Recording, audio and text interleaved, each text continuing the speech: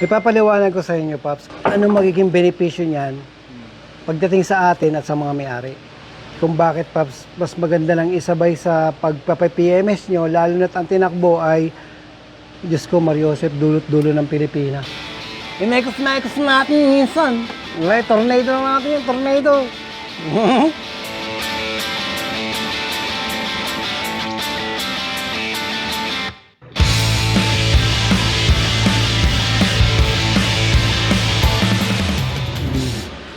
Ito, tinuloy na, PMS. Yung throttle body nito, Paps, hindi pa?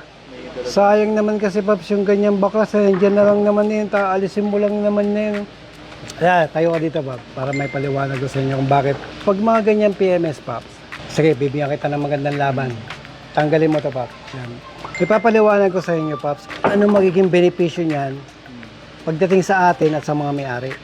Kung bakit, Paps, mas maganda lang isabay sa pagpapa-PMS nyo, lalo na't ang tinakbo ay, Diyos ko, Mariosep, dulot-dulo ng Pilipinas. Ayan o. Tiyan mo ang throttle body niyan, Paps. Hindi na yan makahinga. Eh, lalo na't ano pa to, IACB. Tapos may leak ka na rin dito ng coolant, Paps. Ayan o. Ito, dito ka sa camera ko, tiyan mo. Eh, di sana na-correct na yan, Paps. Tapos yun, tiyan mo, ang dumi-dumi na ng throttle body. Eh, kasi pag sinaklob natin yan, Paps, hindi mo na makikita yun. Tapos, PPMS natin. Takbo isang araw, 2 araw, 3 araw, bilang pumutok yan, todas ka na. Todas na tayo. Undiyan ka na rin lang naman, oh. Tsaka check mo na rin yung radiator niyan muna. Tanggalin mo yan, makikita mo ang status ng radiator. Yan, sayang eh, nandiyan na lang naman eh, di ba? Oo, last touch yan, sigurado yan. Oo, sure, bulin nyo na yan. O, di ba? Huwag nyo natin hintayin kasi, Paps, yung reklamo na nandyan na, bakit hindi pa ginanyan. Dapat extreme ang pag-check. Ang magdidesisyon naman yan sila. Tama? Kung ayaw nilang pagawa, ay, at least ligtas ka na, nasabi mo na. O, di ba? Recommendation na lang. Oo, recommendation namin yan. Dapat ganyan. O, di ba? O, di pag pumutok yan, wala tayong magagawa. Ayaw nilang pagawa eh. Huwag lang tayong malastach. O, yan ang sinasabi ko. Pambira, oh. Sabog na yung radiator. Ay, pa-video mo muna, Paps. Kaya tinan mo, sabog-sabog na yung coolant sa gilid, oh. Kaya panahon pa ng hapon kasi to. Oh, siratin yung radiator cap. Pambira talaga.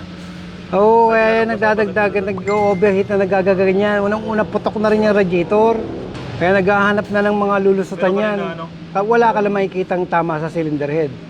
O, pero yung leak ng radiator, yan na yan. Patawag mo na si Sir Billy, Paps. I-video nyo to, pa-document nyo, tapos i-send nyo sa customer copy. Ngayon, kapag ayaw nyo pagawa, wala tayong magagawa. Mabuti na lang, kaso nandiyan kayo. O, todas. Di ba? Ang daming leak dito. Radiator, wasak. Todas. Radiator cap, sira. Ay, Diyos ko po. Hindi sigurado yan. Pati thermostat niyan, nga. Ayan, pati sa ilalim ng hose, puro leak, everywhere leak. Mekos-mekos na minsan. Mekos-mekos natin minsan. May tornado na natin yung tornado. Papaliwanag natin sa operations manager kung paano gagawin. Kung malapit lang yung customer at nanonood, siguro maganda. Pero kung malayo, document na lang. Paps, pa-videoan mo to. Tawagan nyo na lang, sir, sabihin mo, radiator sira, basag. Kasi pagtawagan mo muna, tapos sa messenger, send mo na lang yung video.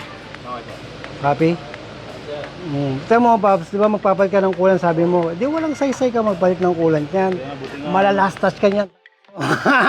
Todas tayo niyan. Clear? Di ba? Sabihin niyan eh, di ba kayo nagpalit ng niyan? O, ba't nag-overheat? Ayun na. Para maganda yung masarap tanggapin ng breakup kapag ganyan. O pag ayaw pagawa, pack up. So ang gawin mo muna dyan, Paps, di ka naman muna magbababa ng radiator. Ito muna leak dito, tirahin mo. Happy? Baba mo yung throttle body. Saka mo ngayon i-reseal yung mga nandyan. Kunti na lang, cooling system restoration na. Sir, thank you po, ma'am. Boy na, wala namang problema. Para para pagdating sa mga advice and recommendation, pare-parehas tayo, ingat-ingat lang din. Ang hirap na mayroong Paps, last touch.